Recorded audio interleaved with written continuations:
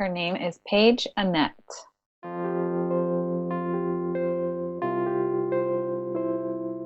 She was absolutely perfect when she was born. She had a full head of hair. She was just this little porcelain doll just laying there. She was just beautiful.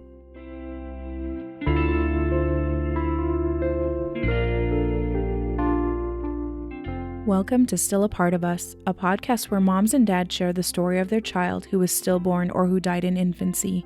I'm Winter Red, and on this episode, Liza is telling the story of her daughter, Paige, who was stillborn at 36 weeks due to a placental abruption and HELLP syndrome.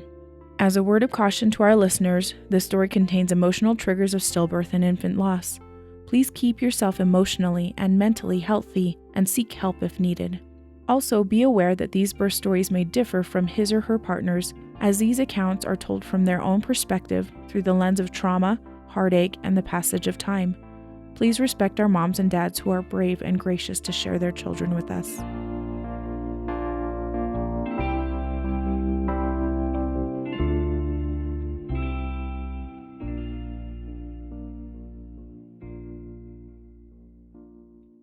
Liza, thank you so much for coming on today onto our podcast. We are so grateful that you're here to talk about your baby Paige. So thank you so much. Can you tell us a little bit about who you are, where you're located, what your family looks like right now?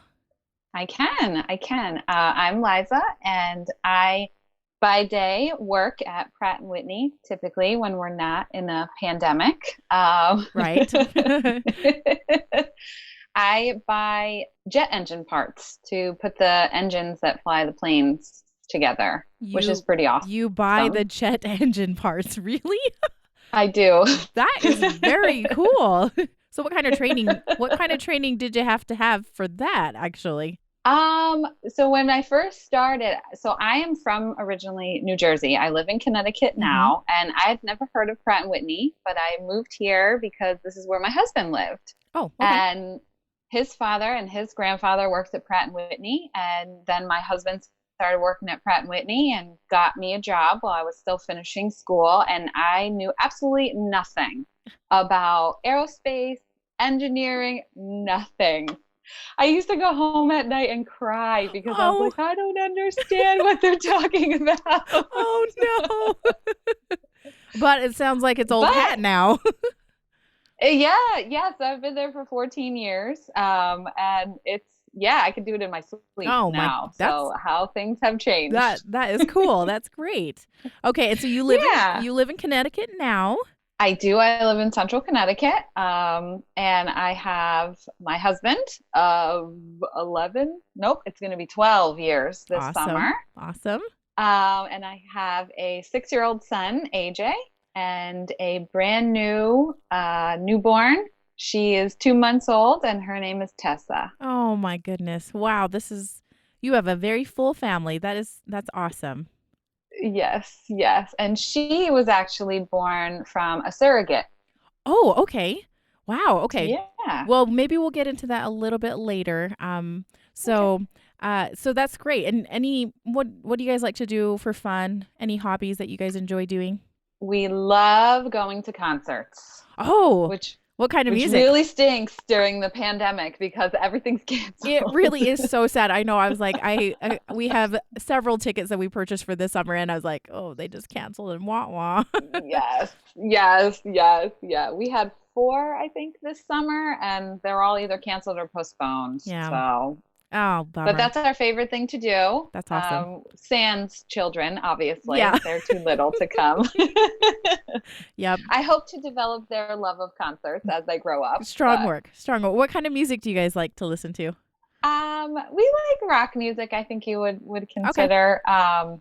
And Bon Jovi's my favorite. Awesome. I mean, I'm a Jersey girl, born and bred. Nice. So. That is awesome. He was supposed to play in July, and they had to cancel. Yeah. I'm so upset. That is a bummer. Okay. Well, yes. that is super cool. Your husband and my husband will probably have a lot to talk about. And then my good. husband loves. We go to concerts a lot, and so also. Oh, good. Yeah. I think that's awesome. And so you were living in Connecticut at the time of Paige's death. Is that correct? Okay. Yes. And doing the same thing that you were doing, working at Whitney and Paige. Okay. Awesome. So you had AJ already? Is that correct? Yes. Okay. Yes. And did you guys plan to have Paige? Was that a planned Yep. pregnancy and everything? So, yep. It's really funny. My time hop today came up with this picture, and I knew it was sometime in May, but I didn't realize it was today. Today is the 8th anniversary of the very first miscarriage I ever had. Oh, so I was like, that's crazy. Yeah. So you've had some issues carrying babies for whatever reason. Yep. Okay. Yep. So the first miscarriage, it was a chemical pregnancy. I lost it at 6 weeks. And we had been trying for about a year, and we're finally successful, and then not. So even though I was only 20, 22, 24, 25, somewhere mid-20s, my OB said, why don't you go see a fertility specialist just in case? Okay. So we started with that and found out I had uterine polyps and endometriosis. Oh, okay. So I was treated for that. And then shortly after, so my first surgery for endometriosis was the same day as the Boston Marathon bombings. Oh, my goodness. Because I woke up on the couch, tired, groggy, and whatever, and my phone was going crazy. I'm like, what is going on? And we turned on the TV, and I was like, are you kidding me? Yeah. Yeah. That's crazy. Oh, my gosh. So that was in April. Mm-hmm. And then that June, we had an IUI procedure, and that's how we conceived my son. Okay. So he was a picture-perfect pregnancy. Great. So he was good to go then. Okay. Perfect. Yep. Came on his due date, no less. He is on time. Oh, yeah. I mean, textbook, nothing, no issues, no indication that anything was wrong or anything like that. Yeah. So fast forward, it was just about 2.5 years. I think he was 2.5 years old. We decided, we wanted to give him a sibling. And so we went back to the fertility specialist, and she said, let's try 2 rounds of IUI or 3 rounds of IUI and see what happens. Okay. So after the second failed round, I was like, let's just do the surgery to get the endometriosis cleared out, because it worked so well the first time. Yeah. And she agreed, and I was over 30. So, your reproductive system is aging by that time, unfortunately. Mm-hmm. So she agreed, and I had the surgery, and the day of that surgery, my uncle died. I was like, okay, no more surgery. Oh my goodness. I know. You have to laugh because it's all you can do. Yeah, it really is. You're like, what is happening? Seriously, I should have known that the universe was against me. Oh. So the next cycle, we did another IUI, and the third one took. Oh, okay. So we were very excited, and it was just about Thanksgiving time. And my family, both of our families when we were going through this with AJ, we didn't tell anyone, we didn't talk about it. We were very introverted about it. And after he was born, I decided to talk about it and realized how many people that I know go through what we've been through, and there's no reason to do it alone. Yeah. So when we decided to do it again, we were very open about the process and the steps and the heartache and all of that. Yeah. So we told our families. Sorry, go ahead. Oh, I was going to just say, Liza, can you tell us what IUI stands for? I know what it stands for, but I just wanted to make sure everybody knew, because it sounds like you've been very open about talking about that process and everything. Yes. Yep. So IUI is a procedure. It stands for intrauterine insemination. Mm-hmm. So basically, it's what people refer to as the turkey baster method. That's a good way. Yes, exactly. That's the good way of putting it. Everybody kind of understands that, right? Pretty much, yeah. Just trying to get the sperm a little closer, and exactly. You just help it along a little bit, right? Yeah. So we were home for Thanksgiving. Home meaning we spent Thanksgiving in New Jersey with my family. Okay. And because they had come with us through this entire process, we didn't wait the 12 weeks to announce. Okay. And I think so. My family is Jewish. My husband's family's not, which is kind of nice because we don't have to pick holidays and families, and Yeah, you that's know. awesome. And actually, each other's families spend the holidays with the other. So his family will come and spend Hanukkah with my family, and my family will go and spend Christmas with his. You guys have a good family dynamic. Yes. That's Yes. awesome. It's amazing. Yeah. It's amazing. I didn't know it was weird until a couple of years in, and people were like, what? Really? Yeah, it works. Yeah. So we decided to wrap little Christmas ornaments. And in the box, so it was a handprint of my son's, and in the box was a picture, and it was him holding a sign that says, being promoted to Big Brother or something like that, Yeah. And the whole family was excited. And my aunt, so I have one aunt and I have one uncle, and that's it.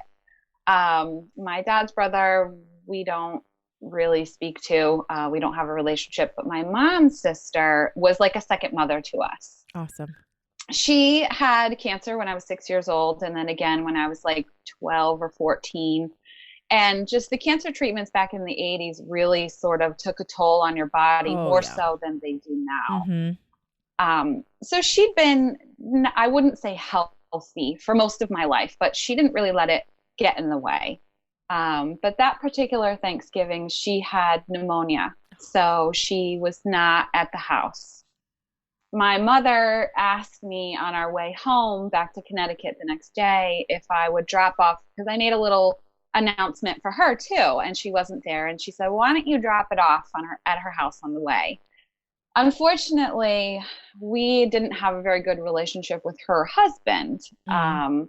So I chose not to go. And I said, no, I'm tired. I don't want to deal with it. And we went home. I planned on calling her when she was feeling better. We could announce that way.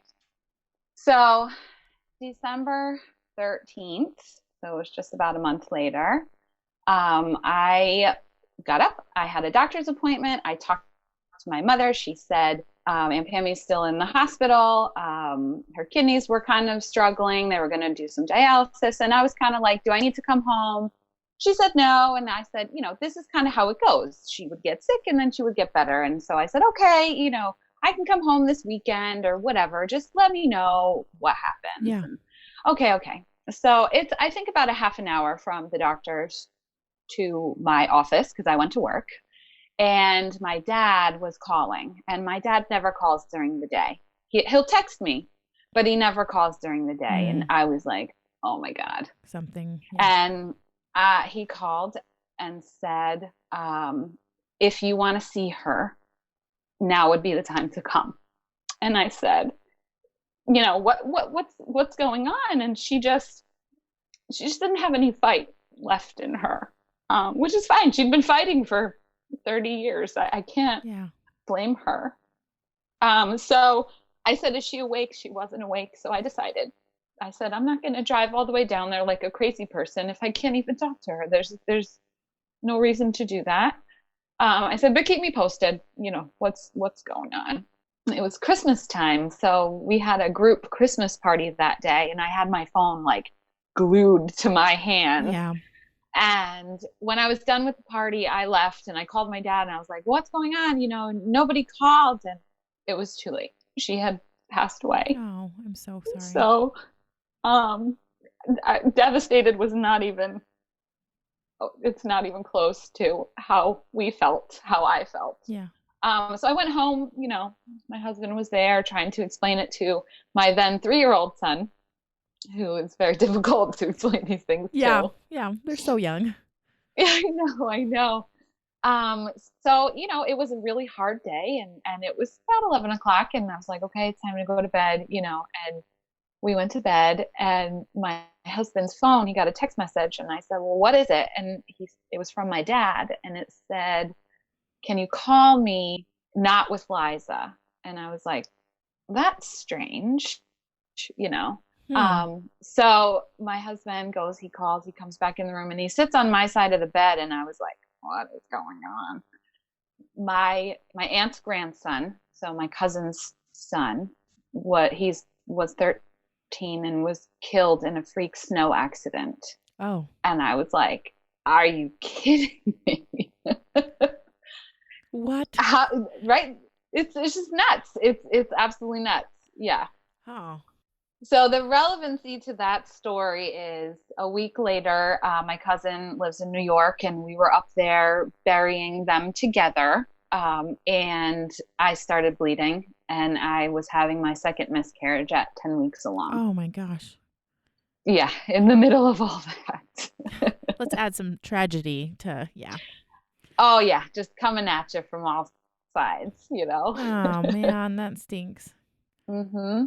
So, in March, so you have to, go through a couple cycles, and Yeah. and I said, no, we still we're, stay the course. We're gonna do this. So in March, we did another IUI, and success again. Okay. Yay. Just the quick, okay, first time. Okay, great. Yeah, and we were like, okay, Aunt Pammy and Josh are looking down on us, and watching over us, and just sort of divine intervention. I think I was just like, okay, it's our time. It's our time now. Yeah. So everything was fine. I was 3 years older and a second pregnancy. You have a toddler. So of course you feel more tired, more run down, and I'm like, I'm just getting old. I'm just, your first pregnancy, you kind of sleep a lot. Yeah. You can't with the second. No. Not even close. No. So I just chalked it up to that. All of my routine appointments were fine. Nothing to be alarmed about. So I wasn't. And somewhere around 20-ish weeks, I started to feel like I couldn't breathe. Oh. Almost like somebody was sitting on my chest. Oh. And I'd have to say to myself, like, you can breathe, because I would say, breathe in, breathe out, you can breathe, you're not dizzy, but it felt like it was difficult to breathe. So I made an OB appointment and checked my pulse ox, and it was in the 90s, right where it's supposed to be. Huh. And she said it's probably just, things are shifting around, the baby's growing. I'm only 5'2", so I'm not really a very big person. Yeah. It gets crowded. Of course. Yeah. Of course. It's a second pregnancy, all these things. And I was like, okay, and they said it's okay. We're, you trust them, and you kind of move on. So I don't remember what week it was, but shortly after that, I started to have some pain that was like persistent. And it was it located anywhere in particular in your chest, or? No, it was in my stomach. It was like my lower stomach and sort of like wrapped around. And so I'm like, maybe I did too much. Maybe I pulled a muscle, again, I'm 5'2" and I'm carrying, a bowling ball. Yeah. Mm-hmm. Maybe I picked up my son, in a way that just, who knows? There's any number of things. So many things. Yeah. So I sort of just lazed around that day and, took it easy, and it didn't go away. It didn't go away. And so I always use my sister as my sounding board. She has 2 kids. She knows me very well. I have a pretty high tolerance for pain. So it's kind of like, well, if you're complaining, maybe you should get it checked out, And then it was like, okay, so we have a toddler. My family lives far away. I could have called a friend to drive me, but I was like, everything's fine. We're just going to go to the emergency room, get checked out just for peace of mind. Right. So I decided to drive myself because I was like, it's nothing. It's nothing, So I went up to labor and delivery. They hooked me all up to, heart monitor, checked everything, checked my urine. Everything was fine. They said they thought it was probably gallstones that were just being aggravated by greasy foods or, So they said, stay away from greasy foods. If it bothers you after the fact, after you're not pregnant anymore, then, we'll do something potentially. Yeah. Okay. And what week about What week were you at when you went to the hospital for this event? I want to say that, and I don't know. I could look it up, but I think I was late 20-ish weeks. Okay. Maybe it wasn't 30. I Okay. don't think, but I think it was late 20s, somewhere in there. So you were getting close to the third trimester, or maybe were in the third trimester. Maybe just, Okay. yes. Okay. Yeah. Okay. That makes sense. Far enough along that, I had the bowling ball and You're like, something I did. right. Yeah. So, they checked me all out. Everything was fine and said, just go home and take it easy. And okay, no problem. So I did. And the difficulty breathing, or the feeling of difficulty breathing, persisted through the whole pregnancy. Oh. Yeah, but every checkup, they said everything's fine, So I didn't think anything of it. I'd heard of preeclampsia, but all these things you don't really dive into unless you have it, because it doesn't happen to me. It happens to someone else. Yeah. And I was gonna say, I'm sure that your blood pressure was okay, and your protein in urine was not very much, or hardly at all, right? So okay. There was no protein that they said. The blood pressure thing, they could have told me that I was like 6 million over 4,000. I would have been like, okay. I didn't really know what numbers to look for. Gotcha. I just knew that every time I got my blood pressure taken, they would say, you're fine. And I would say, okay, and kind of move on, Okay. So 36 weeks, it was my 36-week checkup. I went on a Monday. It was a Monday in November 2017. And my blood pressure came back a little high, they said. And they said it could have been white coat syndrome. Sometimes you're, rushing to get to the appointment. But she said, just come back in 2 days and we'll check it again just to make sure everything is, in order. So I said, okay, any restrictions? No, just, if something doesn't feel right, let us know. Well, who doesn't feel? Nobody feels right at 36 weeks. No way. No, you're just surviving. Yeah. It's uncomfortable. You're hot. You're achy. Yeah, that last month is the doozy, Mm-hmm. Yep. So I'm just kind of like, and it's the holiday season, and so I'm just like, all right, we just gotta power through. That's what we're gonna do. We're gonna power through. Yep.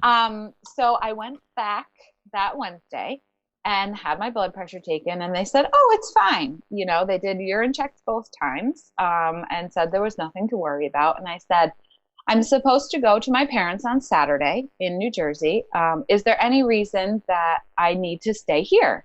And she said, no. She said, there's no reason you can't go. And she said, again, if something doesn't feel right, just let us know. So I was like, okay, Okay. So that Saturday, November 11th, 2017, we packed up. We were going to New Jersey for one day, 24 hours, to celebrate my dad's brother's birthday. Mm-hmm. There's a whole bunch of family drama about that.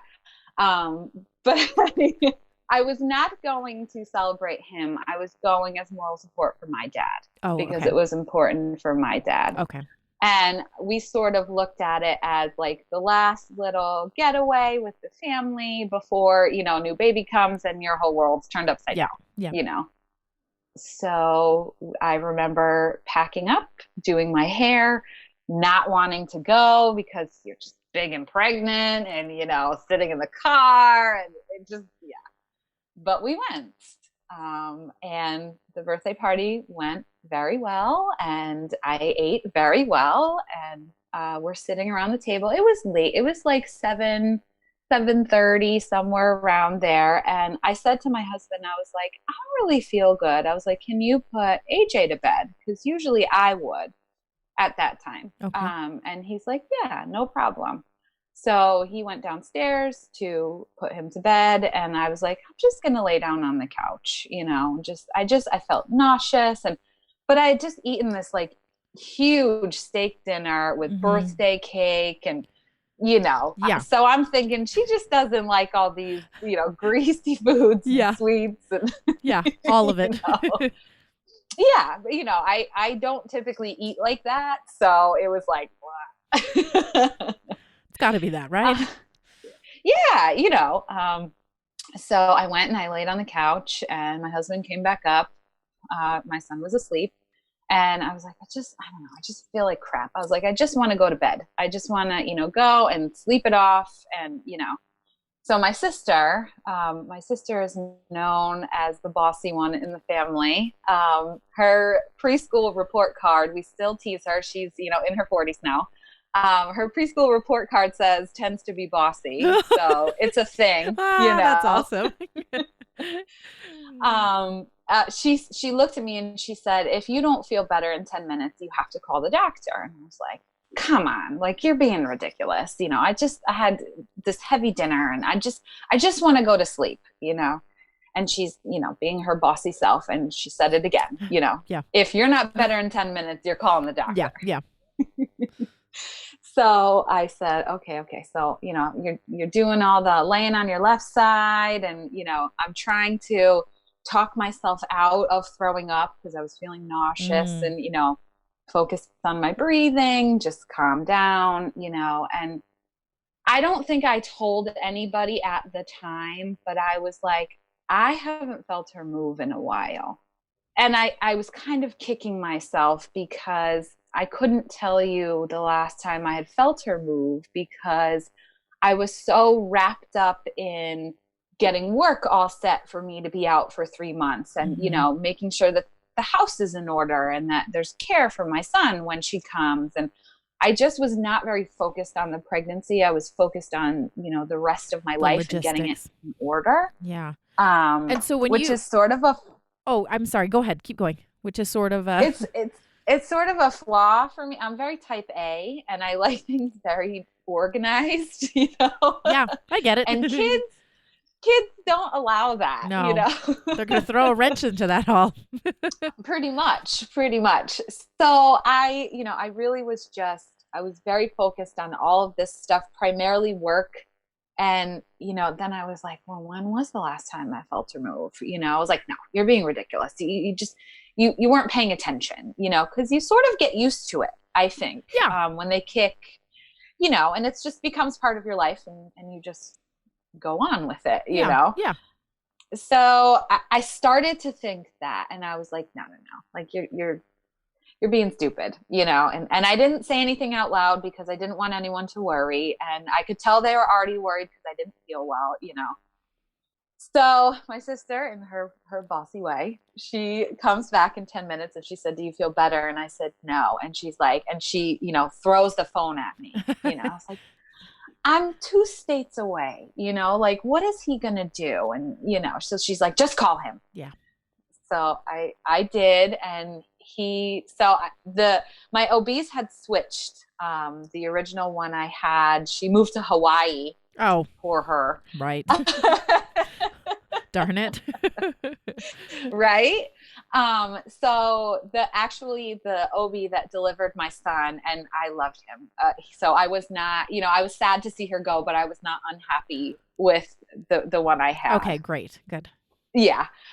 So he happened to be on call that night and he called me back and he was like, he's like, just come in and let's just check you out. Just to, he said, I'm sure everything's fine.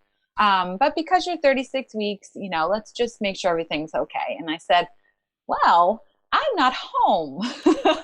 That's an issue. So I won't be coming to see you, but I will be going to the emergency room in New Jersey. And he said, okay, just let me know, what they say.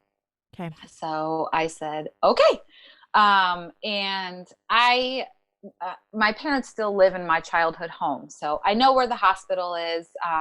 But I was kind of uncomfortable, so I didn't want to drive. My husband is very good with directions, and he could have figured it out, how to get to the hospital. But I asked my sister to come with us, just moral support and, because she knew where to go. And so I was nervous because we put my 3-year-old to bed.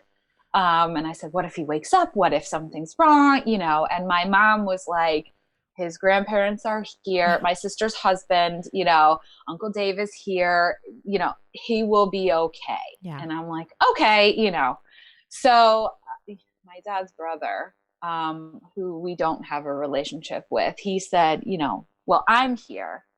And I distinctly remember we had packed up, we're going to the hospital, and I'm walking out the door, and I said, if my son wakes up, I said, do not go down and get him. And he kind of looked at me, and I said, he doesn't know you.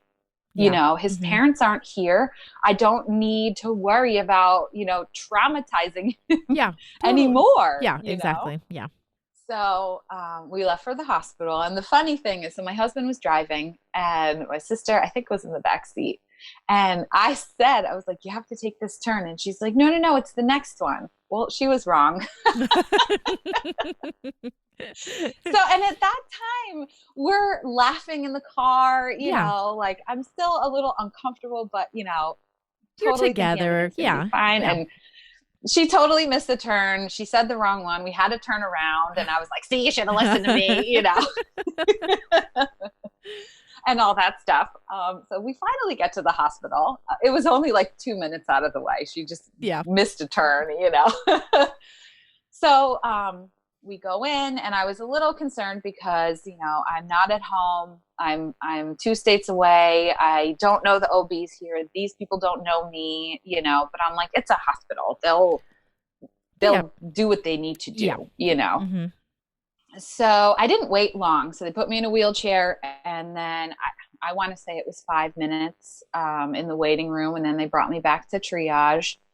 And I know that my blood pressure cuff was on, and I know that there was like alarms ringing, but I wasn't really paying attention. They were taking my history, the intake nurse, and I had told them about what had happened earlier in the week with my blood pressure and this and that. So this is where the details start to get a little fuzzy because apparently I passed out on the gurney.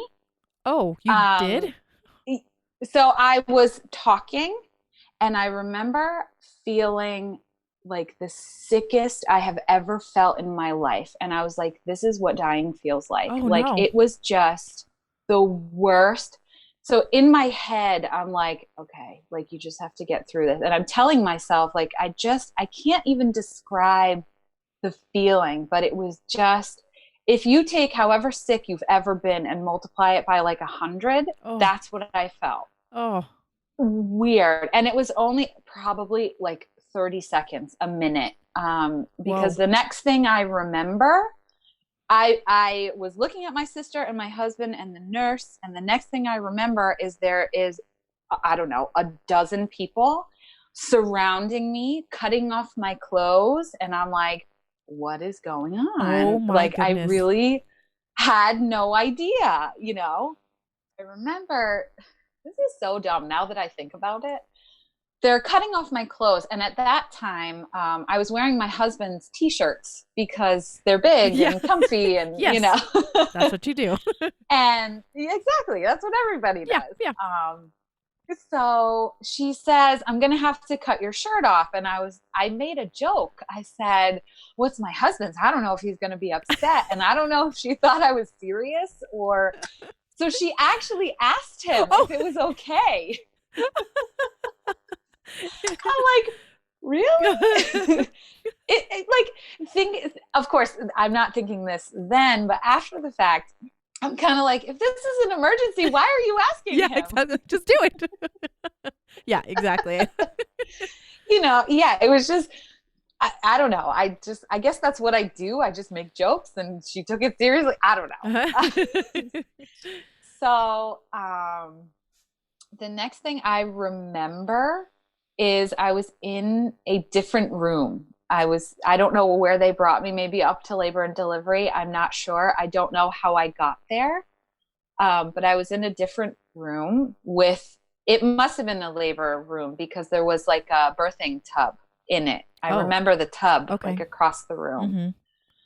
And they're doing an ultrasound, and I'm looking at it, and I knew what they were going to say because you didn't see the heartbeat fluttering on the screen. But I'm like, no, no, you're just out of it. You don't know what's going on, you know. And then the doctor says, I'm sorry, there's no heartbeat.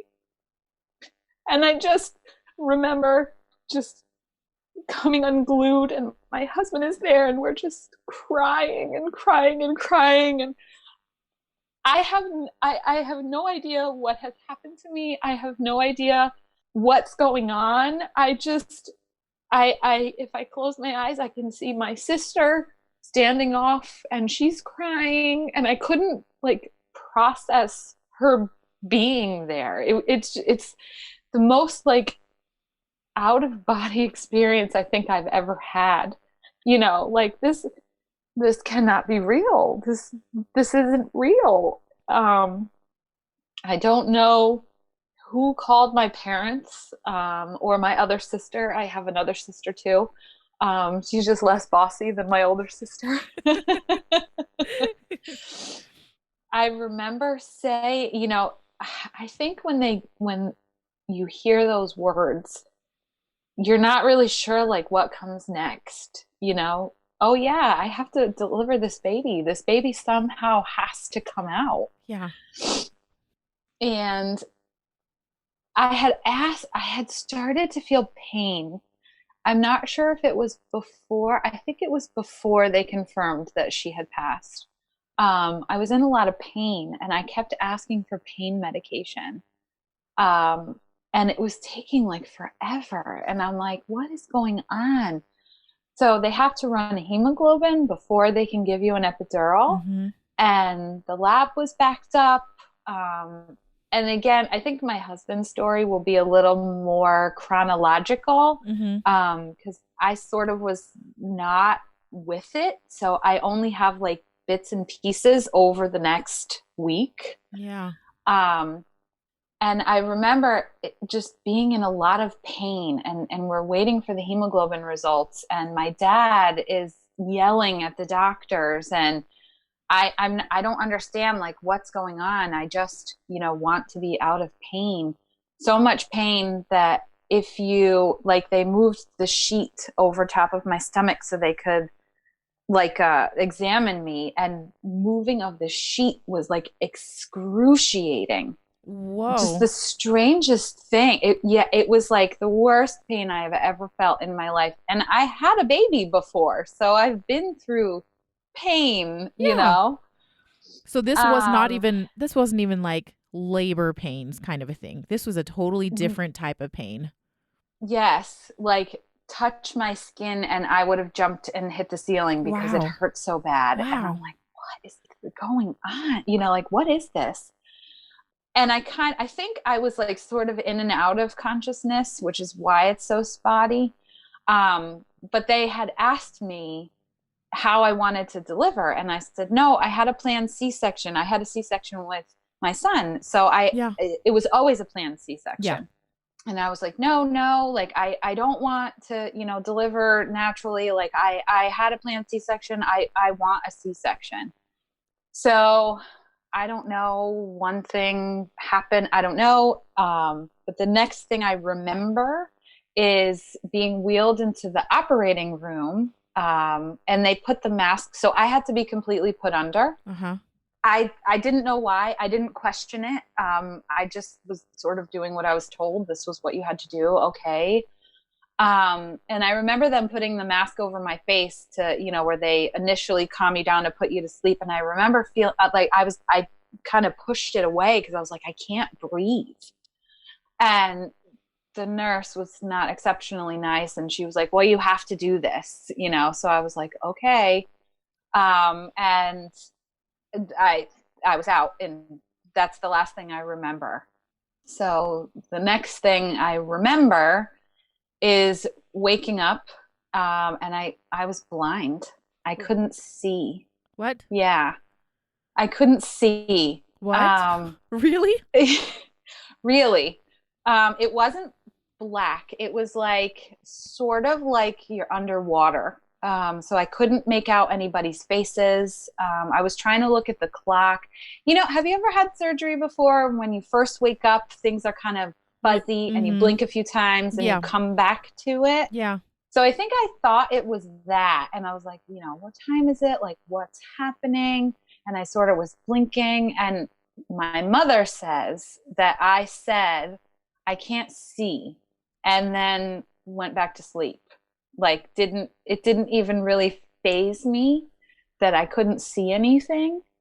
So I don't know how much time had passed or how conscious I was, but I had to be transferred from the hospital that I was at to another one, like a half an hour away, that had a better perinatal group that could handle my case. And I'm like, what is my case? Like, Yeah. I don't know what's going on. There's a fragment of a time hearing the doctor ask my husband, do you have, power of attorney? Do you have all of your affairs in order? And it didn't even register to me, like, Why are what you is that? asking that? Yeah, like I'm 30 something years, like, what is this? Yeah. Didn't even register. And I think that I was asleep most of the first couple of days. So I really, I have a bit here and a bit here, and it's very, very jumbled in my head. So did you, I'm actually curious. So Paige did get, was taken via C-section, and did Yes. you get to see her at all? Did you have any, or were they so concerned about your state that it, like, she just kind of went off? Like, does that make sense? Yes. So I don't, there's a lot of regret you have when you live through this, but it's not like you can plan for it, Yeah. I don't even think that I was aware that there was a baby anywhere. I have no idea where she was. I don't know what was happening, because I couldn't stay awake. It was very bizarre. And in the first hospital, I don't remember seeing her. Not that I could see anyway. I could see like outlines. So like if I was looking at you, I could see that you were a person, but I couldn't make out your features on your face. Gotcha. Okay. And if I didn't know your voice already, I didn't know who you were. Okay. I couldn't make it out. Okay. So, I mean, at some point there were eye doctors in the room. And what's really comical is my entire life, I have never let an eye doctor dilate my pupils because for whatever reason, it just scared me. In the 6 days I spent in the hospital, I think it was done like every day. It's time for, there's always a time for something and starting new. Yeah. I do remember they had called in like a specialist to look at my eyes, and he said it was the worst case he had ever seen, that because of the my blood pressure going so high, there was fluid backup behind my eyes. Oh. And he said, basically, it could get better or maybe it won't. Like, awesome. But even then I was kind of just like, yeah, whatever. It's just, my mom says that's just an indication of how sick I was, because I didn't care. I don't think it really registered, like, you're blind, you can't see, the implications of that are kind of bad. That's huge. Kind of, yeah. So the next thing I remember is the very, very, very nice EMTs that came. I had to be transported by ambulance.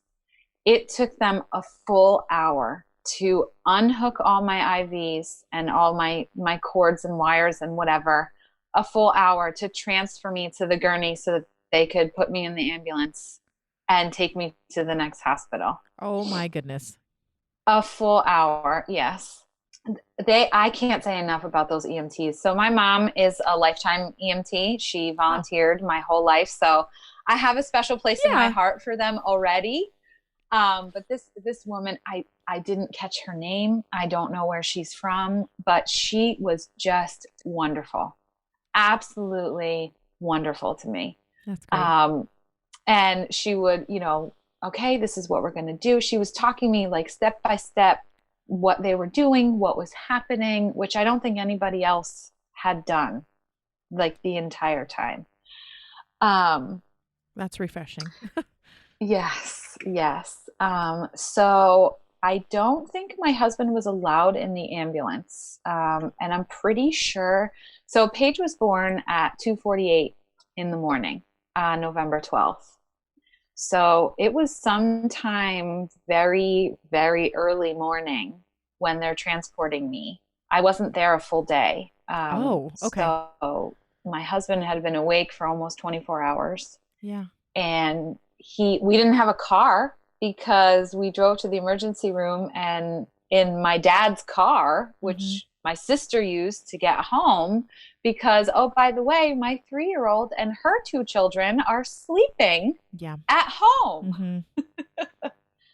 So my little sister was hanging around to make sure that my husband could get to the hospital, with me. And one thing I do remember from the first hospital, the OB that confirmed that Paige had died was very sweet. He was an older gentleman, very nice, and his shift must have ended. And I got this other OB who was just awful. Oh. She was rough and insisting that she needed to check my cervix. And I'm like, don't touch me. This is painful, and I was like, I'm having a C-section. This doesn't need to be done.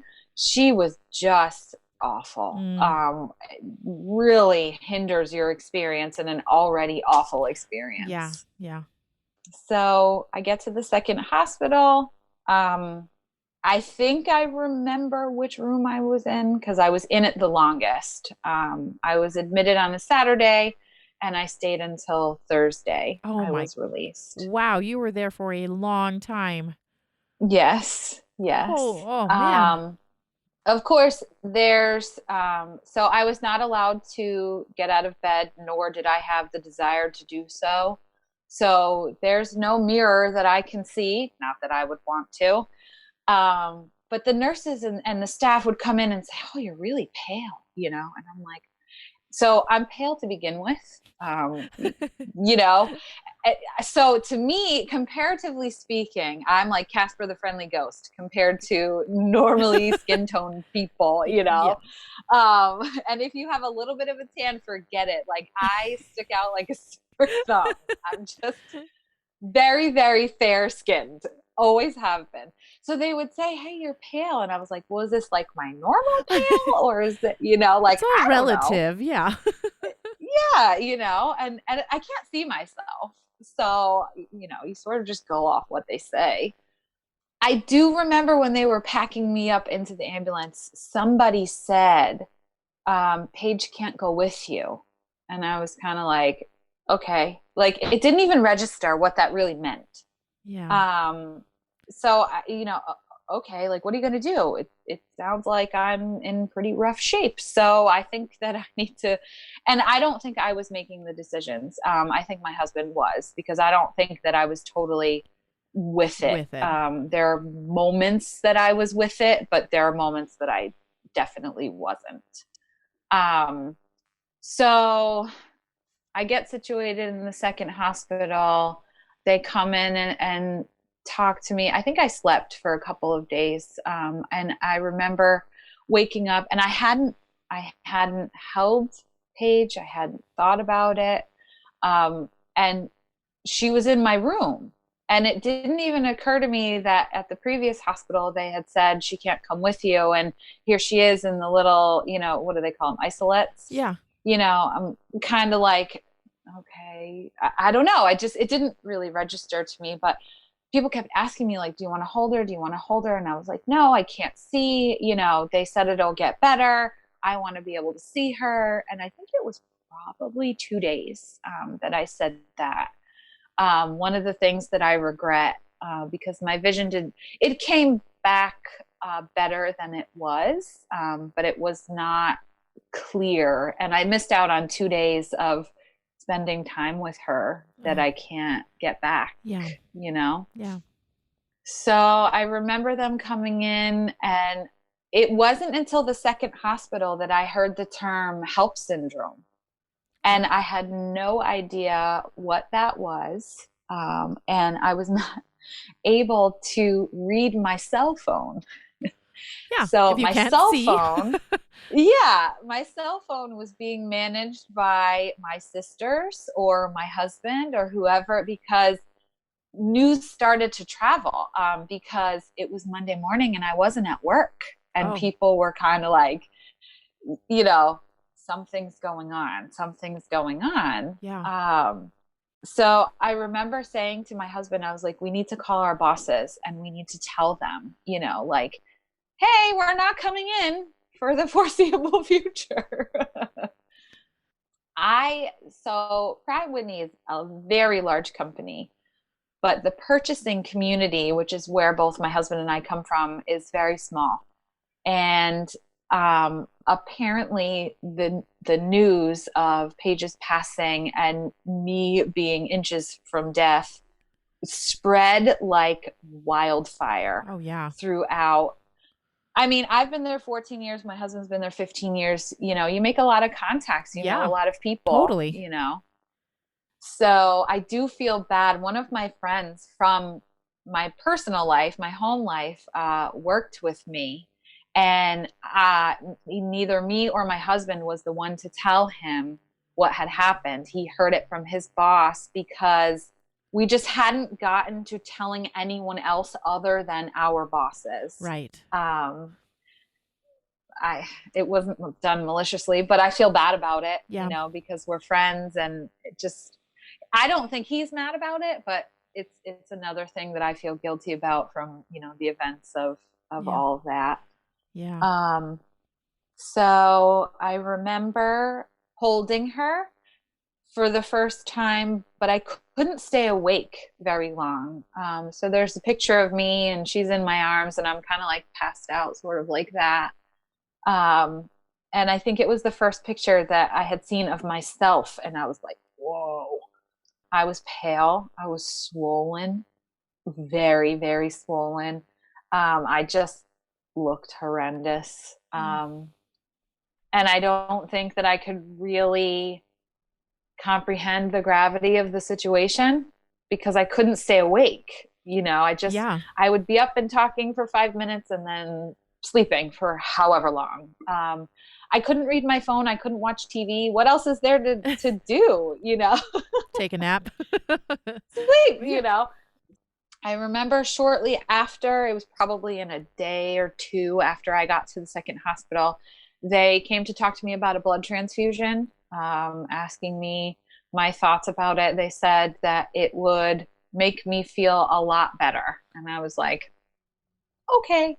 So had you just So had you lost a lot of blood during the surgery or the C-section? Is that what happened?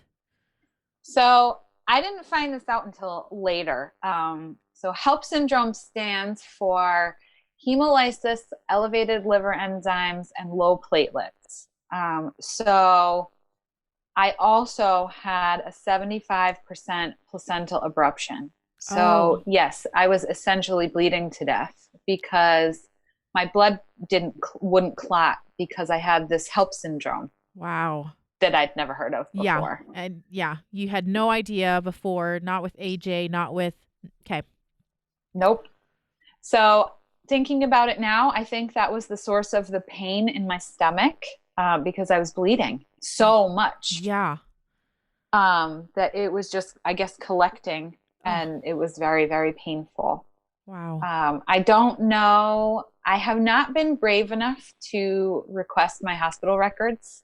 Mm. I don't know how low my platelets went. I don't know how much blood I lost, but I remember arriving at the second hospital and there was a doctor who was examining me, and he said that there was a woman down the hall who had the same symptoms as me and she didn't make it.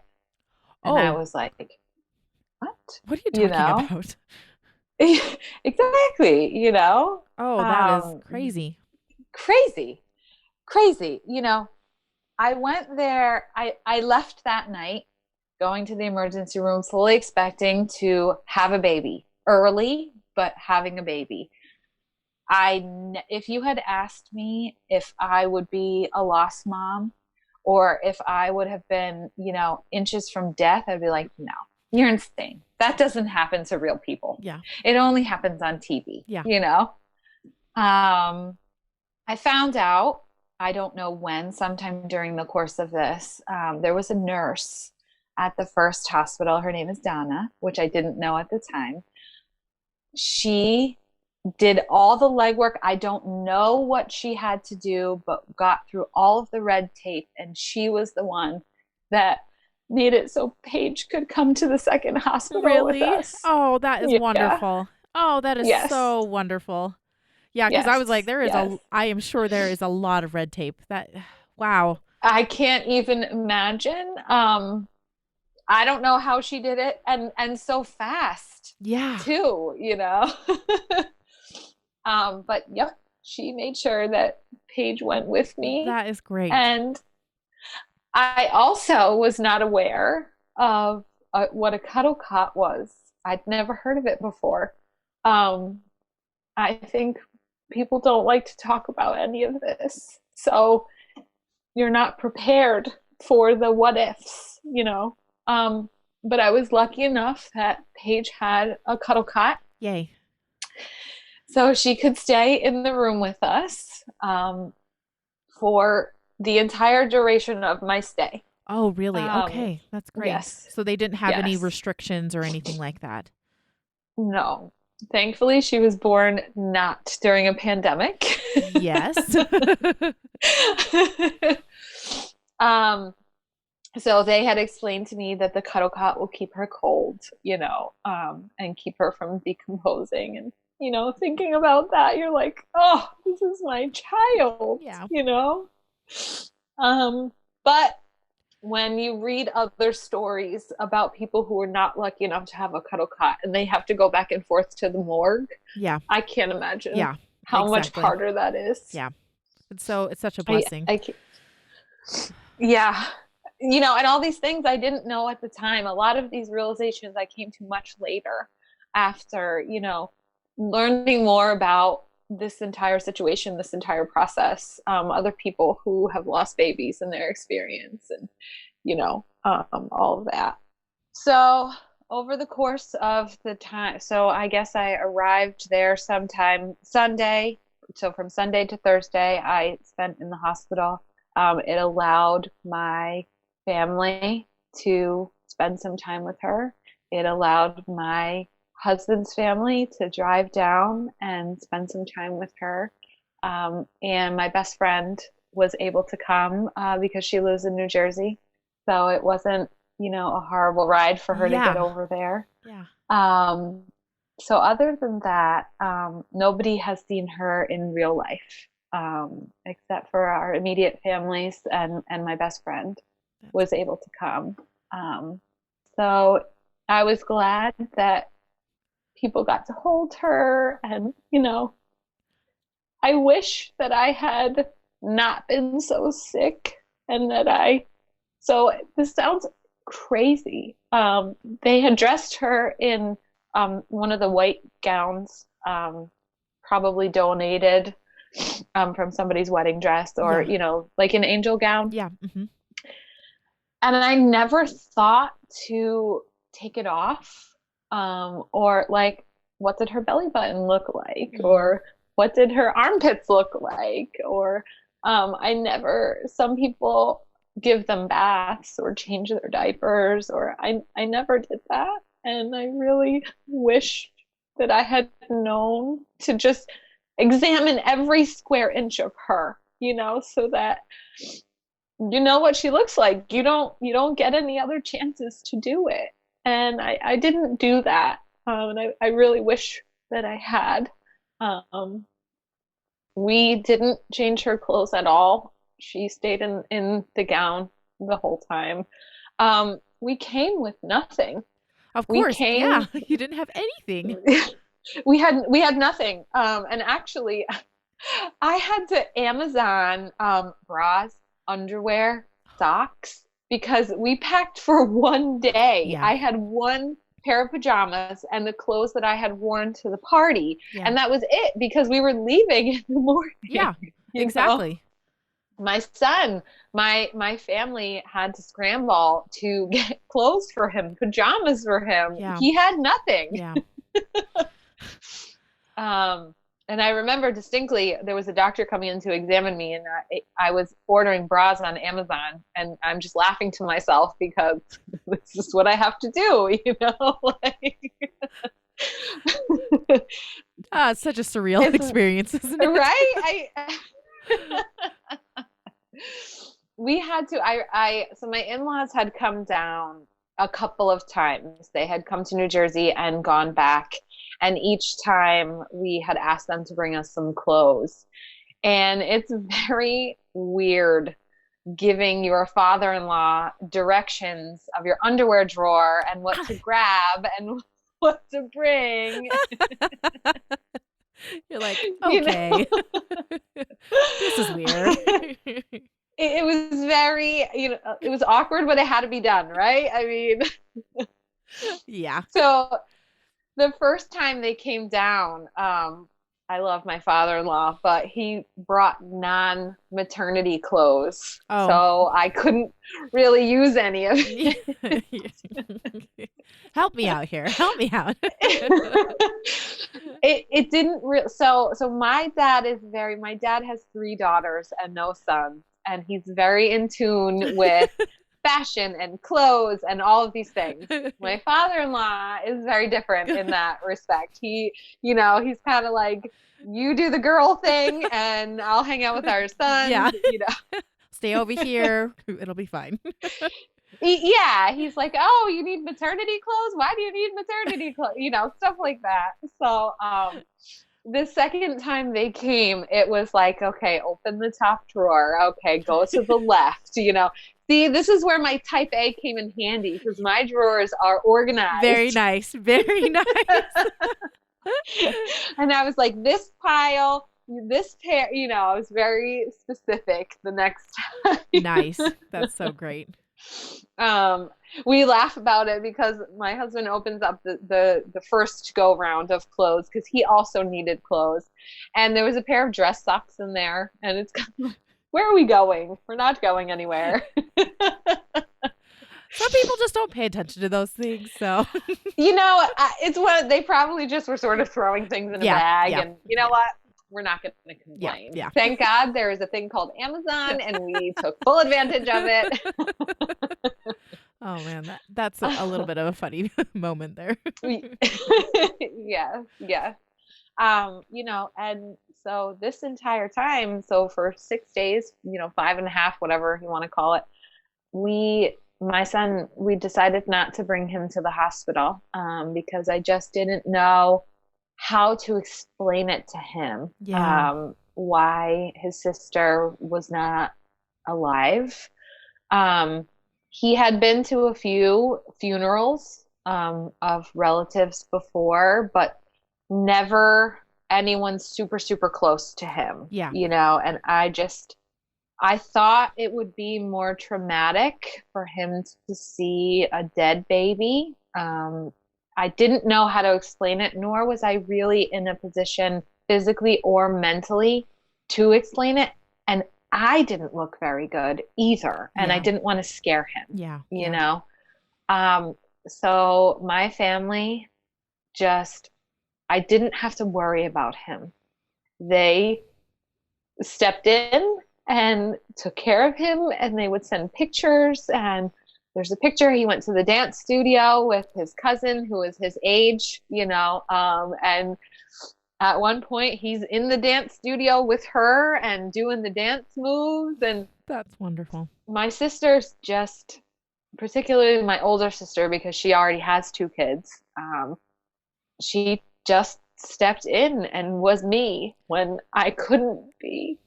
And I'm so grateful to her. I'm so grateful to her.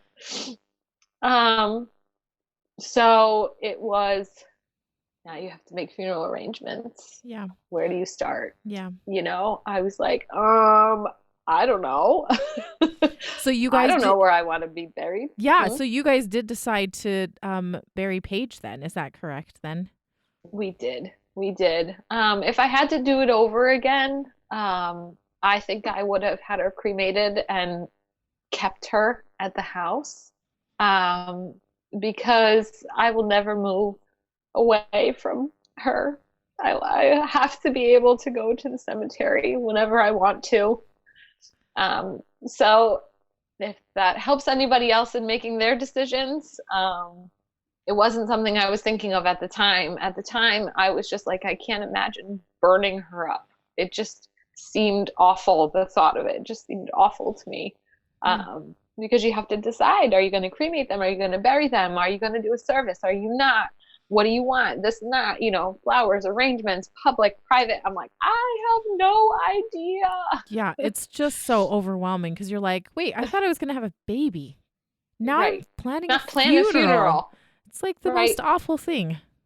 I mean, my husband and I had never talked about any of the arrangements that we want or where we want to be laid to rest. If we want to be laid to rest, somewhere. Do we want to be scattered? There's so many decisions. I have lost a lot of relatives in my short 37 years of life. But the funeral planning was never mine. It was always my parents or, my husband's parents but all of these decisions were solely ours. And I was just like, I don't know. I don't know what the right thing to do is, Yeah. So my dad, I think he just needs to keep his mind busy. I think that's where I get it from when bad things happen. He was on the phone. So there's only one cemetery that I even knew of. I know there's a million in Connecticut, but there's only one that I could name by name, because a lot of my husband's relatives are buried there. Okay. And I said, well, it has to be Rose Hill. It's the only place I know how to get to. Is it fairly close to your home? 10 minutes. Oh, okay. Yep. Okay. Yep.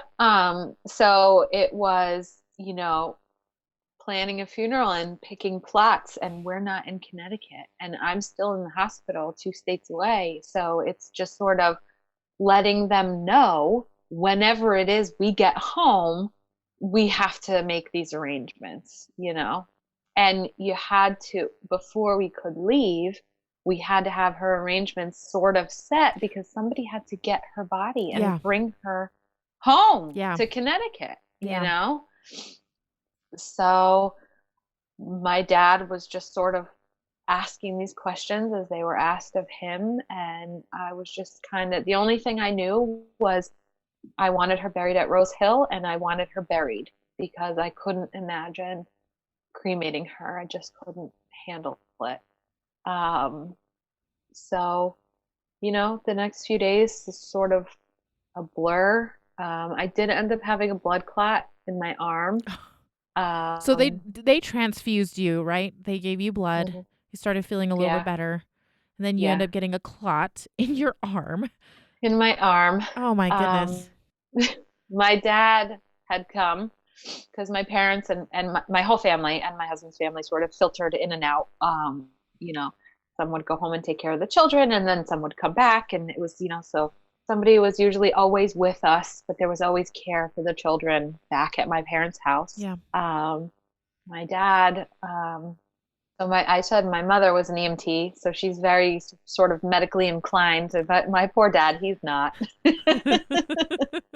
at all. But he does have fashion sense. He absolutely has fashion sense. Yes, yeah. And I guess I didn't even really notice it. Now, looking back at the pictures, I was like, wow, my arm was really swollen. Oh, really? Okay. It was really, really swollen. And he kept saying to them, like, something's wrong with her arm. Something's wrong with her arm. And they sort of brushed him off for a little while. And then they decided to do an ultrasound on my arm and my neck. And somewhere in my arm, I'm not exactly sure where, there was a blood clot. I don't even know what they did to treat it. I know that it wasn't very large. I think they might have just had it resolve on its own. But I had all these bracelets on this arm telling the nurses that they can't do IVs in that arm. So it was solely, and that was in my left arm.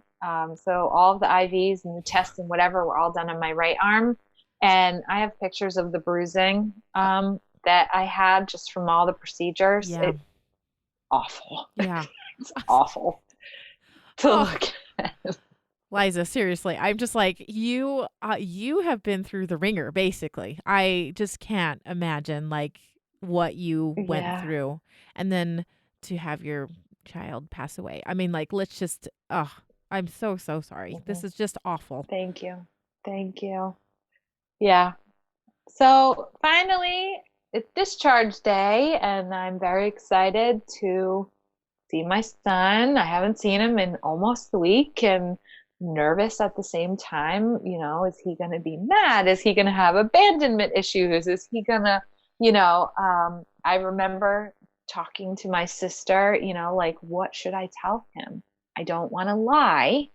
But I want to make sure that, it's 3.5-year-old appropriate Mhm. and that he understands to the best of his ability what happened. And, I think for a child of that age, so he saw my belly growing, but a sibling kind of was like a foreign subject to him. He doesn't know what that means. He never had one. Yeah. Um, so I remember thinking the first time we took him to the cemetery after her headstone was placed, and I'm thinking like, what am I going to tell him? What am I going to tell him about what this place is and what's in the ground? And my sister was like, you assume that he knows that there's something in the ground at all. And I was like, oh, right. He doesn't understand the process Mhm. of a funeral Yeah. and, burying someone. And you have a very different perspective, I think, when you have small, small children and these things happen to you and you have to sort of think like they do. Yeah. And I remember getting in the car. My dad drove me home and with my husband. My husband was there the entire time. The poor man, I don't think he slept at all. At one Wow. point, because in the beginning, I was not allowed to get out of bed. And I was so hot. And I was like, you have to turn the air up. You have to turn the air up. And my poor husband, his bed, the cot thing that he had was right by the vent. And he has his hoodie up and he's like bundled. And I'm like, I'm so hot. He's, he's like, I've He's got my such a mittens trooper. on. And he just dealt with it. He just went with it. He is a trooper. Yep. So I remember the drive home. I remember, so I could see a little bit. I could make out people if you were close to me. I could Uh-huh. see your face. Um, Things were kind of dim in my vision. So normally, if you turn on a light and it lights up a room, it was just more muted Mm. for me.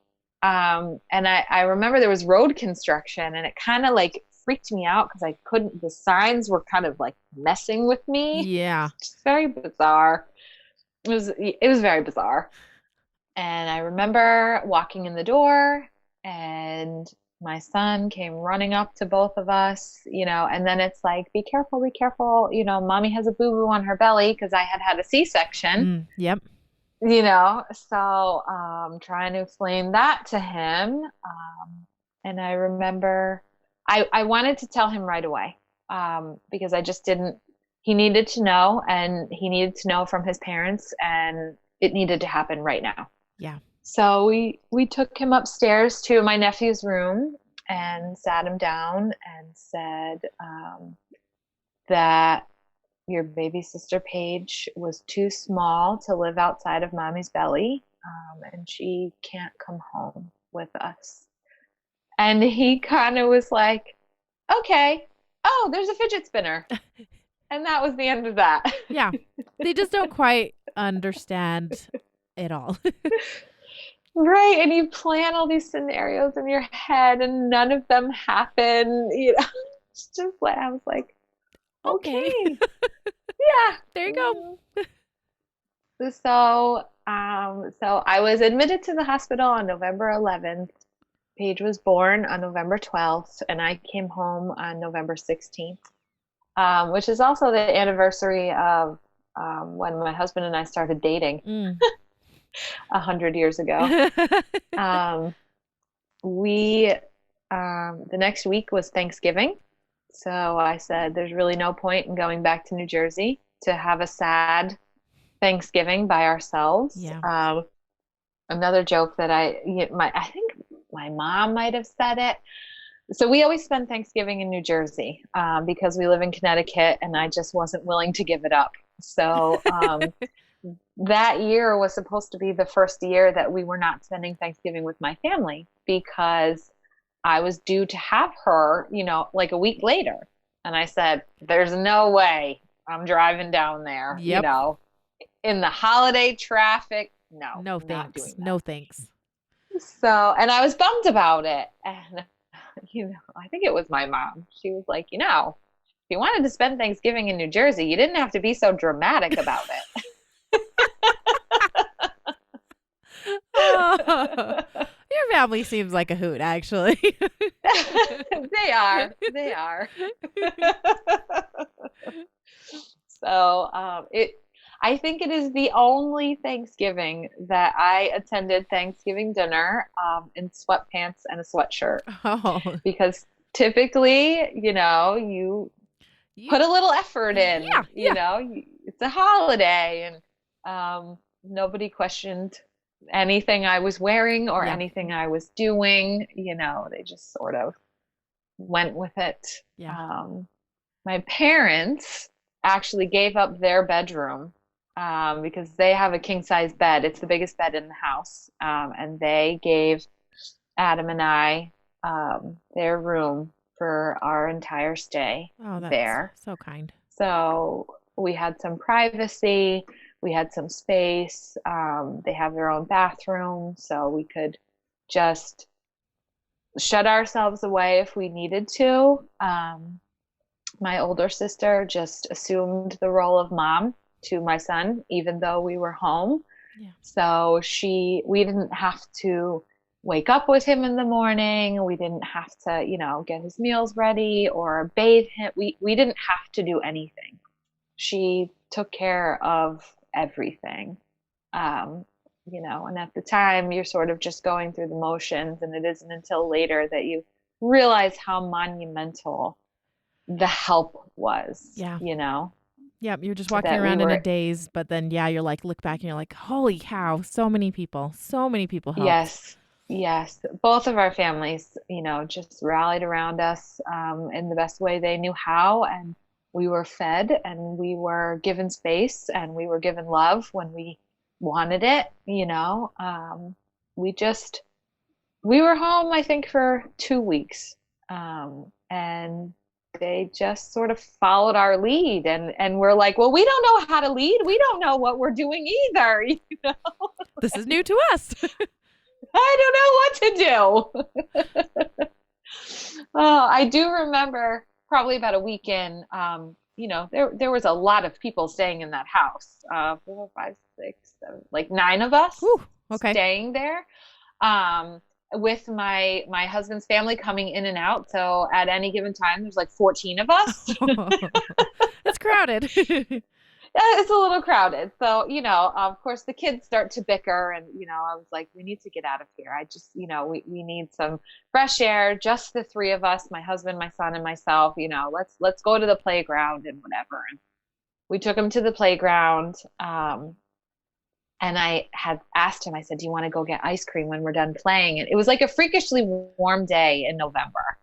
And he was like, yeah. And he was all excited. And the town I grew up in is super rural, super rural. There's not a lot of chain restaurants and stores, and there just isn't a lot of that stuff. Yeah. There was no ice cream shop open. Oh, yeah. And I was like, I just was like melting down, he was melting down because I had promised him ice cream and I couldn't deliver, and he's 3 years old, and I'm melting down because of everything, so we ended up taking him to Dunkin' Donuts to try to mitigate, this lack of ice cream debacle. And I remember just standing there crying because I'm trying to look at the menu and I can't read it. And just, I think it was then that sort of the gravity of the situation kind of hit me, that if this doesn't get better, how reliant I'm going to have to be on other people. I couldn't drive. I can't read a menu. Yeah. Sometimes I could read my phone, sometimes not. TV was kind of pointless to watch because I couldn't see all of it. And Mm-hmm. I remember that day sitting in the Dunkin' Donuts, the crappy Dunkin' Donuts in my parents' town. It was just such a bad day, where I think it just all sort of came to, realization or whatever, like, this is my life now. Yeah. And what's this gonna look like, Yeah.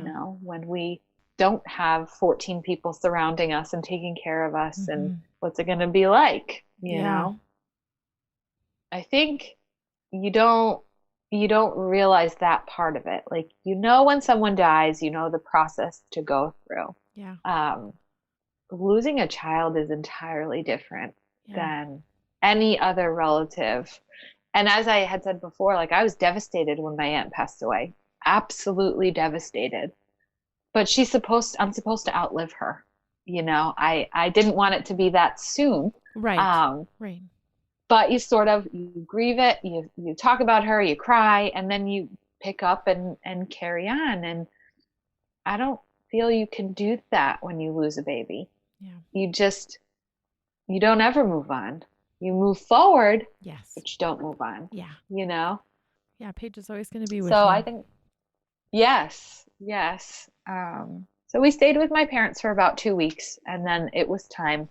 We needed to go home. We needed to bury her. Mm-hmm. We wanted to get the show on the road, so to speak. Yeah. Yeah. One of my dogs was with us because she had some sort of infection or something. So she had to come with us when we went to New Jersey. Mm-hmm.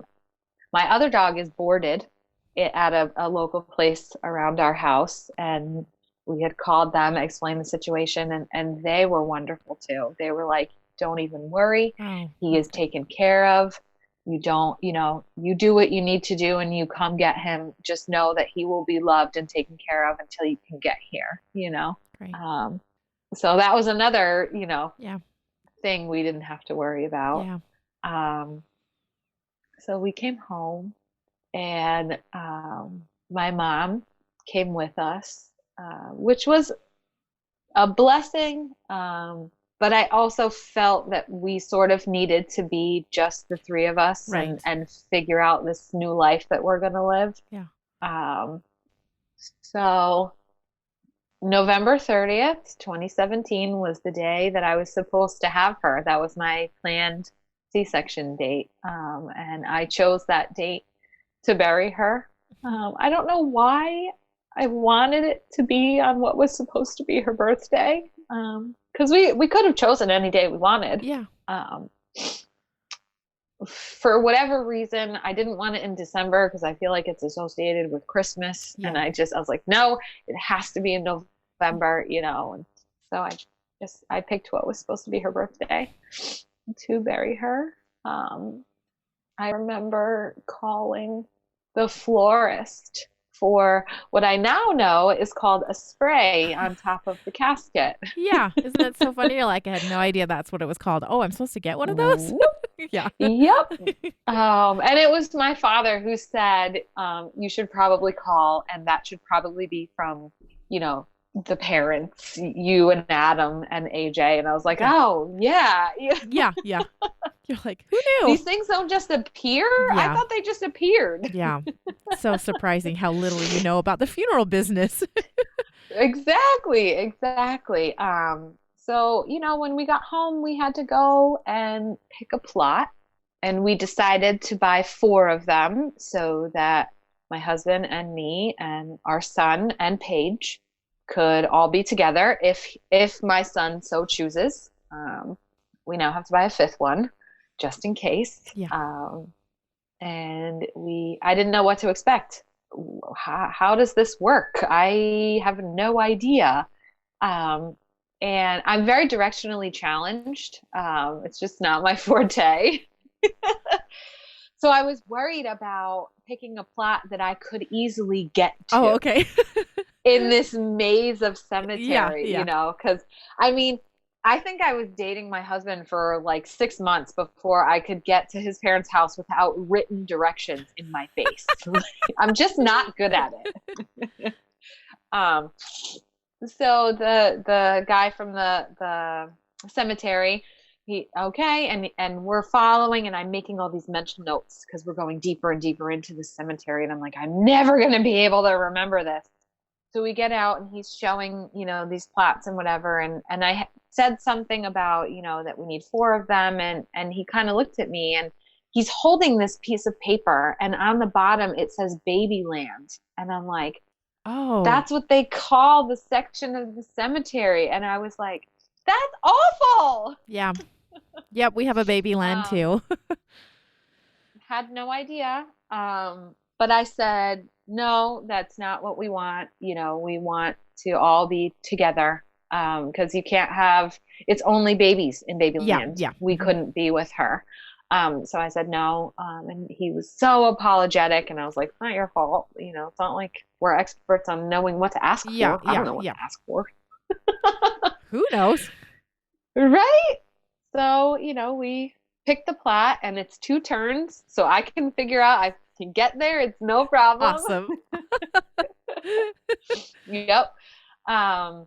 So we made all the arrangements, and I remember them asking, how big a space do you need? How many people are you expecting? And I was like, you know, it's either going to be 5 or it's going to be 500. Yeah. There Who isn't knows? going to be an in between. I have no idea.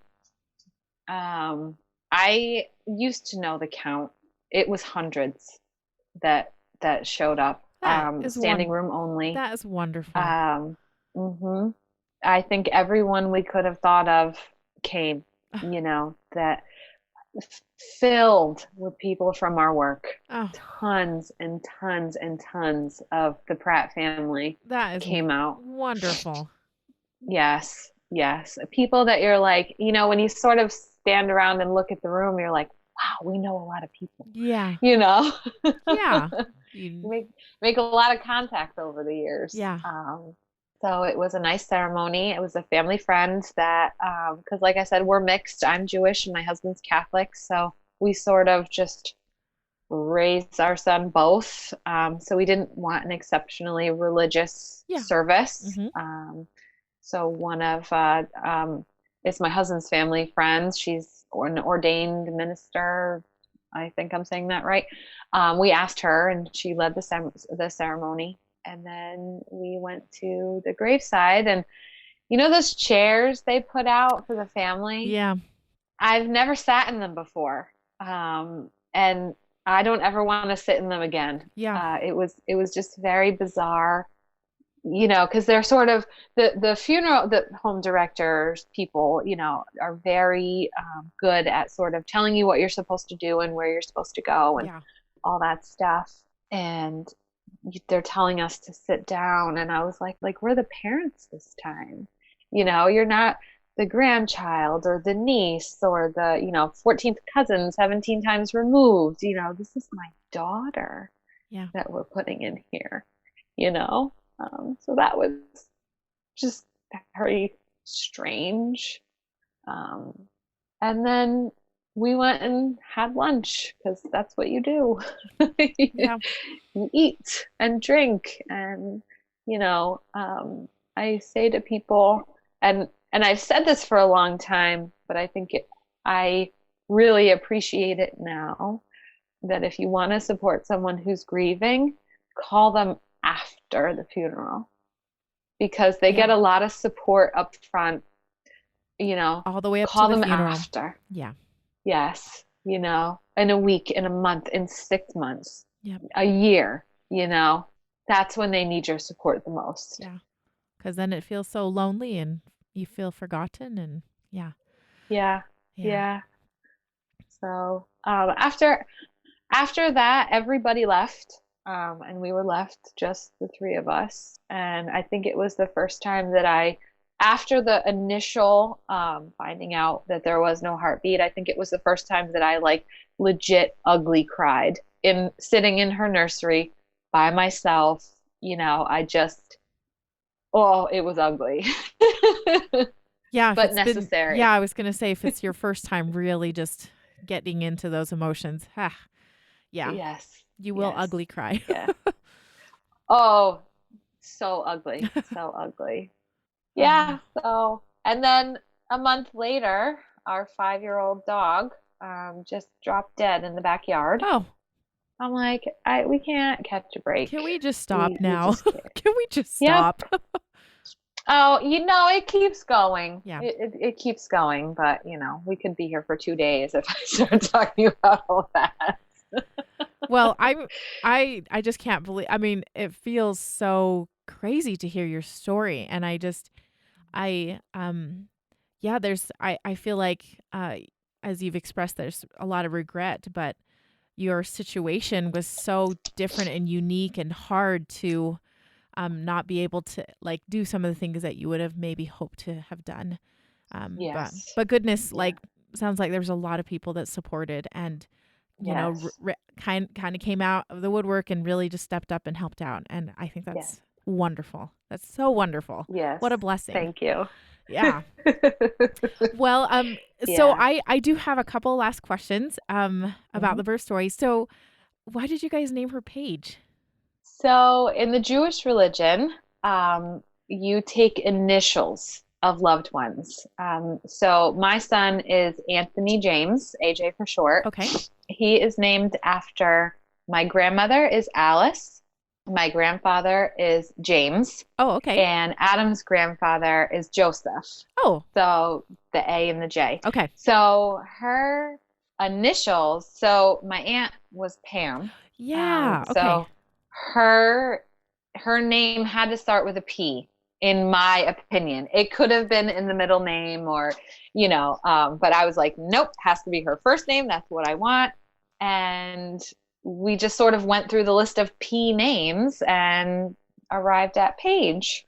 We really struggled with a middle name. We really, really struggled. So AJ's name was picked, I think in 6 minutes after we found out, because we found out he was a boy, and we drove up to, it's called the Big E. It's like a big fair over by us. Oh, okay. Which I think takes 25 minutes to get there. His name was picked and stuck the entire time. So easy. So when she comes along and I was like, oh, this is hard. Yeah. So I like for the names of our children to have meaning, and it was like, okay, well, what's the middle initial going to be? And my husband has, I think it's actually his great aunt. Her middle name was actually Annette. Oh, so okay. So we're spitballing names, and I said, well, what was Aunt Bobby's middle name? And my mother-in-law said, I think my mother-in-law said she didn't know. So I Googled her obituary and I was like, I said, Paige Annette. I was like, I don't hate that. And my husband was like, I don't hate that either. And I was like, I think we just picked her name. That's a winner right there. When you both don't hate it. Exactly. Oh, that's great. Well, that is so amazing. That's awesome. Is there anything else you want to tell us about Paige that you want to remember? I remember thinking, I think I was lucky. She was not deformed at all. Her skin wasn't peeling. She had no bruising. The only telltale sign were the lips and the nails. They turned red, black, you know. I just stared at her, like this, no, open your eyes, she was just perfect from head to toe. She was just perfect and sleeping. Well, Liza, thank you so much for sharing that story. I'm seriously blown away, like what you have been through, And so thank you. Thank you so much. Many thanks to Liza for being vulnerable and sharing your story of Paige with us. Head on over to our website, stillapartofus.com, where you can find the show notes, including a full transcript of this interview and any resources that were mentioned, where you can sign up for a short and helpful email newsletter, where you can learn how to become a patron and support the work it takes to produce this show for just a few dollars a month, and lastly, where you can find out how to get in touch with us if you want to share your child's story on the show. The show is produced and edited by Winter and Lee Red. Thanks to Josh Woodward for letting us use his song, Flickering Flame.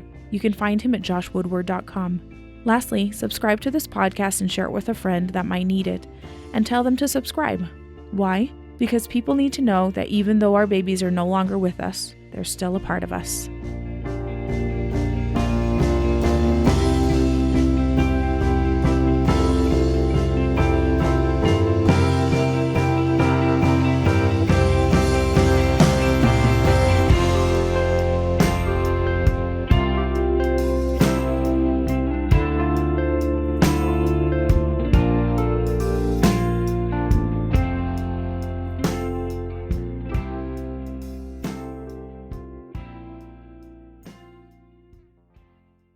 If you have a secret, people will sit a little bit closer. Rob Corddry.